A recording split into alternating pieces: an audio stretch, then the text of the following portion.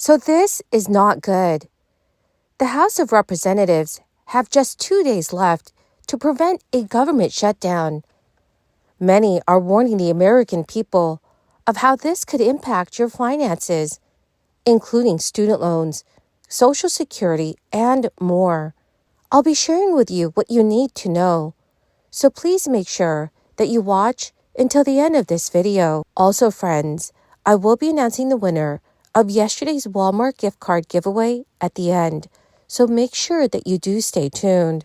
Well, inflation has come down a lot in the United States.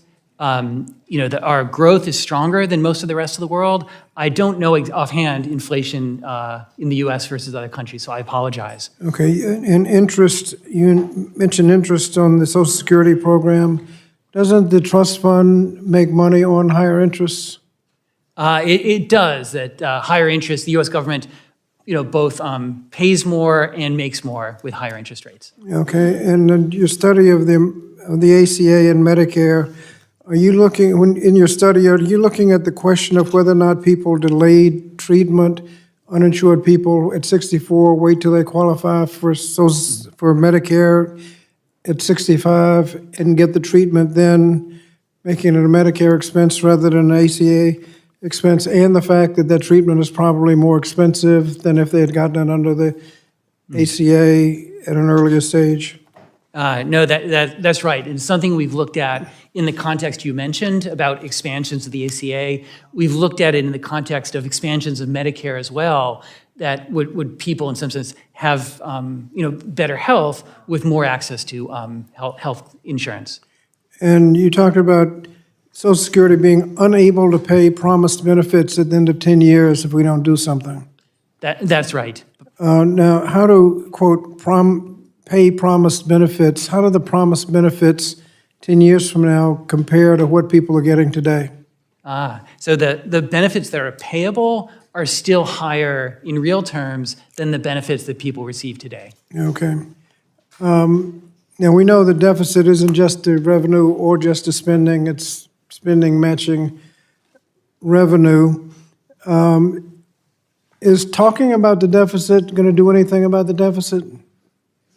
That's a rhetorical question. I did not have an answer for that. Are you aware that we reported a bill creating a deficit reduction commission to talk about doing something about the deficit? But before we can vote on it on the floor, we passed a tax cut of over $200 billion, mostly going to corporations. Yes, aware of that? We've prepared a cost estimate for the Fiscal Commission. And before we could vote on the Fiscal Commission, we passed a big fat tax cut. Can you tell us where corporate tax rates are historically? The 2017 Tax Act reduced the corporate tax rate, and so it's lower now than it was before the 2017 Act. And where historically, you go back 20, 30, 50 years, tax rates for corporations, where are they? They're if I remember right, is in the mid-20s, whereas now the average tax rate on corporations is lower than that. Say again, I apologize that I don't have offhand, but the tax rate before the 2017 Act, if I remember right, was around 25% or higher. No, the rate was about 45%. Was it 35? It was 35. Okay, I'm sorry. I'm sorry. I apologize. Because I've worked on this in the past, but I don't have it at my fingertips. Okay, well, the corporate tax rates are about as low as they've been in about 100 years. Yeah. According to Fox News, the House of Representatives has just 2 days left in their current session before they face the first of two deadlines that could result in a government shutdown. This means lawmakers have very little time left to come to an agreement that both Democrats and Republicans can support.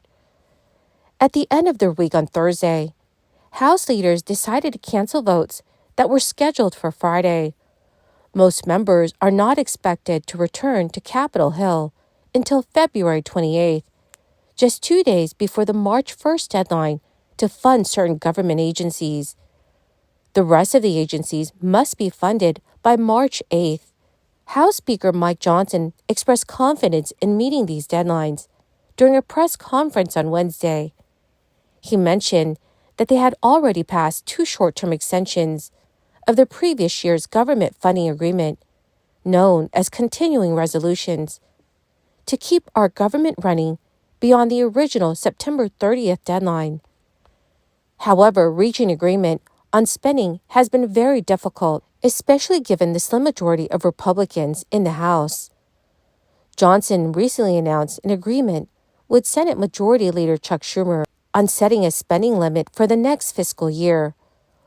While this agreement includes an additional $69 billion, Speaker Johnson managed to secure $16 billion in cuts for the current fiscal year to balance it out. Some conservative Republicans, especially those in the House Freedom Caucus, are adamant about not supporting any spending above the agreed $1.59 trillion limit. Their opposition has caused disruptions during House proceedings, as they've purposely opposed their own party's measures to protest the bipartisan agreement. Given this division and the narrow Republican majority, Speaker Mike Johnson will likely need Democratic support in the House, even before dealing with the Senate, which is controlled by Democrats. Meanwhile, President Biden criticized House members for going on a 2-week recess without voting on a $95 billion national security package, which had already been passed in the Senate. So, dear friends, what are your thoughts about our government? Please let me know what your thoughts are in the comments section below. Also, this year, changes have been happening for those receiving SNAP benefits. In 2024, the SNAP program underwent a significant increase in benefits, marking a notable shift in support for low-income individuals and families across the United States. This adjustment came as a response to various factors, including rising living costs, economic challenges, and the ongoing impacts of the crisis.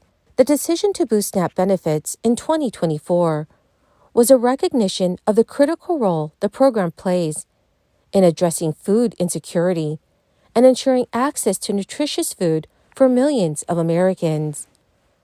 So, with the cost of groceries and other essentials continuing to rise, policymakers understood the necessity of strengthening this vital social safety net to meet the evolving needs of vulnerable communities.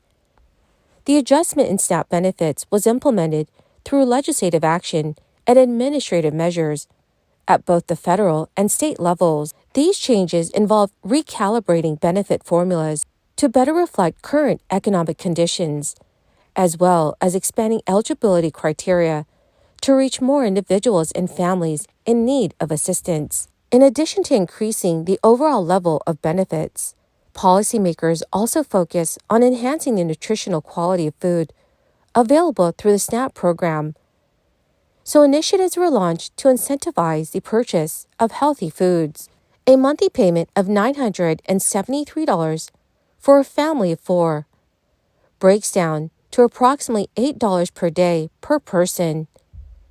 SNAP was never intended to cover all food costs, but the Urban Institute found that a modestly priced meal cost $3.14 as of last quarter of 2022, 15% more than the maximum SNAP benefit.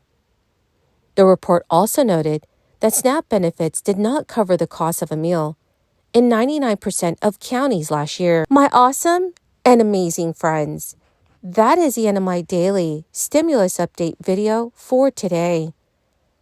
Dearest friends, thank you so much for being part of this community. To say thank you, I will be announcing several winners for the Walmart gift card giveaway. If you would like to enter the weekly giveaway, friends, do make sure that you click and like several of my videos and then comment below the keyword of each video that you watch. The more videos that you comment on, friends, the greater your chances of winning these giveaways. The winners of yesterday's giveaway is Marsha Davis and Valerie Diaz. Congratulations, my dearest friends. To claim your gift cards, please check your notifications page and send me a message. Or, dear friends, you could message me on my Facebook page. Thank you and have a wonderful and very blessed weekend.